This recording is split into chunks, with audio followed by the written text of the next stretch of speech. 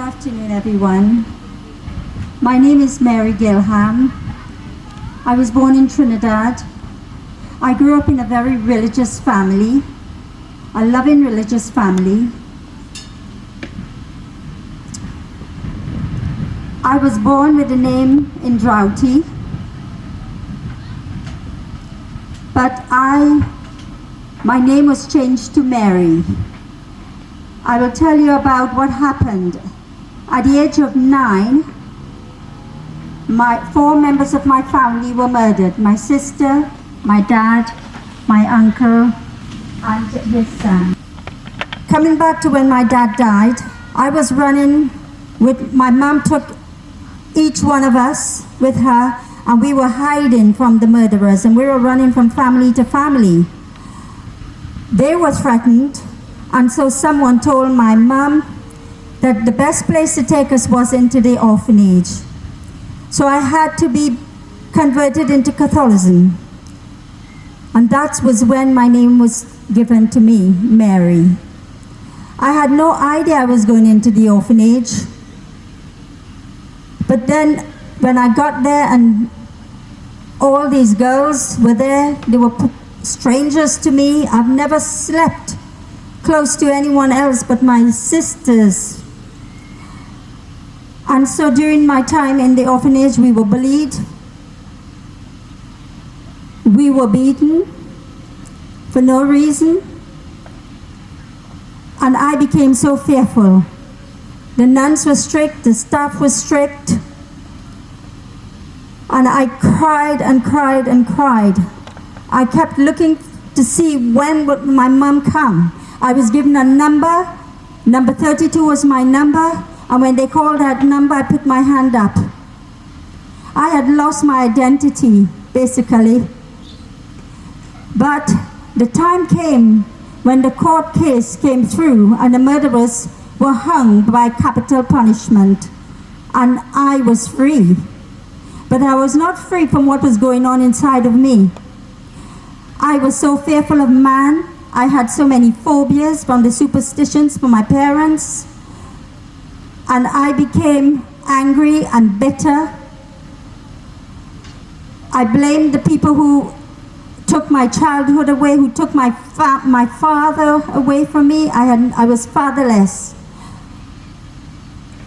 One day, I had come to England at the age of 20, and I studied nursing and midwifery. My husband had the opportunity to go to Trinidad, and so we went back. I had 3 children by the time I was in Trinidad. I partied with the expats, and as Pastor was saying, everything was short-lived. There was turmoil going on inside of me. I had done some things that was wrong. My husband had left to come back to England, and I had 3 months left with my parents. My sister saw that I was emotionally broken. I was disappointed to leave Trinidad because that was a plan, to stay there. I felt as though my future had just gone before my eyes, and I didn't have any hope of anything good happening in the future. And one day, my sister came to me and she said, I am a new Christian now. I have found Jesus, and would you come with me? And at the time, my little daughter, my eldest daughter, was ill, and I said, yes, I'm coming for her.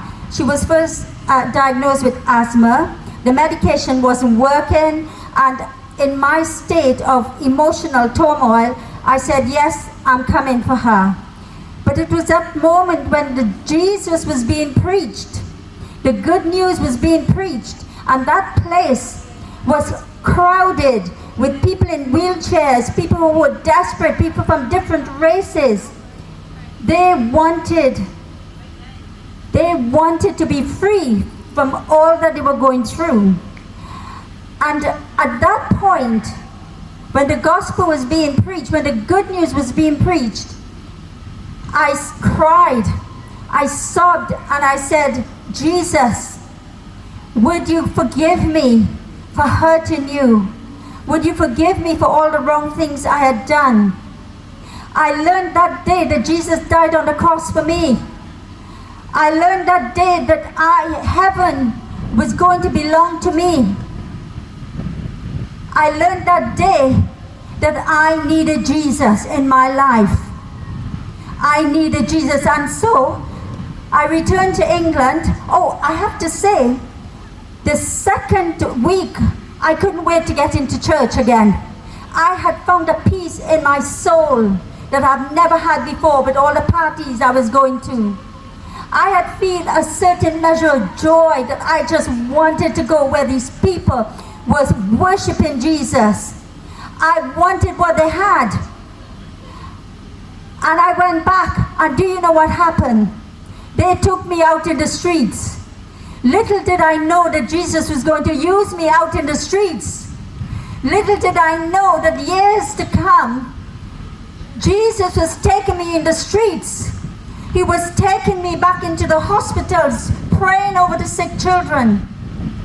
I came back to England. God led me to a good church, me and my family. But guess what happened? It was not just giving Jesus my life. It was God now pruning me and disciplining me. There was a raging in my heart. I was rebellious towards my husband. I was angry, I was bitter, I was resentful of those who seemed to be prospering.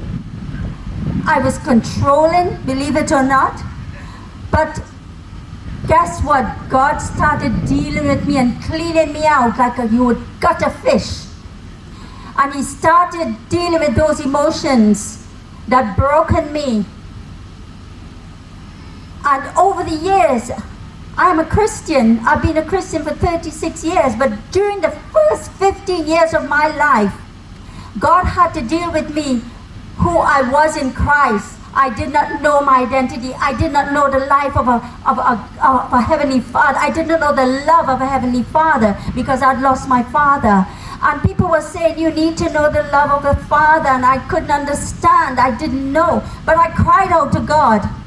I cried out to God in the lonely nights when my kids were asleep, and I said, Jesus, I want to know God as my Father. Jesus, I want to know the love of the Holy Spirit. Jesus, I'm not giving up. And there was a raging going on in my mind. Satan was telling me everything, that I was not good enough, that I was weird, that I was a Bible basher. Satan was just pulling me down, but I was saying, Jesus, I am not letting go until I see your blessings in my life. I'm not letting go until you give me all that you created me to do. You have a plan and a purpose. I started reading the Bible, meditating on the Bible, writing scriptures. One of the scriptures that set me free from the nightmares was, God has given me all power and authority to trample on serpents and scorpions, and nothing shall by any means harm me and my family.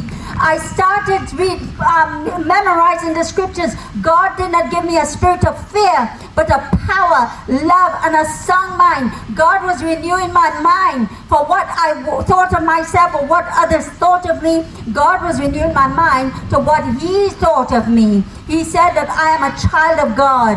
He said that I am forgiven. He said that I am a conqueror. He says that I can do all things through Him. So I have to just say one thing, that I had an accident that took 25 years for God to set me free from, but I never gave up. And I want to say to anyone here listening, no matter what you're going through, do not give up. Because God, I found my Father is so faithful. I found Jesus is so faithful. I can trust Jesus. I've had so many prayers answered. God has been healed. God has, my children has a relationship with the Lord and they're moving forward. My husband, I've seen it in my family, my religious family. They're moving with the Lord now. They have come to know Jesus through our testimonies, through the prayers. Prayer has been the bloodline of my walk with Jesus. I prayed night and day. God put a compassion in my heart when I first gave my life to Jesus in Trinidad. He opened my eyes to see the poor. It was the first time I started seeing the poor people at the side of the road in Trinidad. Before I left, I gave my husband's clothes to them. I gave our clothes to the children in the orphanage. And then when I came here, God started opening the doors. He brought me to the School of Evangelism. I started doing, going into the crusades. God started using me in intercession. God is using me, the Holy Spirit is using me in the gift of prophecy. I have been crying out, God, I do not want to leave this earth until you give me all that you created me to have and to do. I want more and more of you, Jesus. And I speak today for anyone listening, for those who are young Christian, those who are not Christian. I said, come to Jesus. He will give you purpose. He will heal you. He will give you life. Today I say that I am no longer a slave to fear. God has set me free, and He's still setting me free, and He's still working me now until I go to heaven.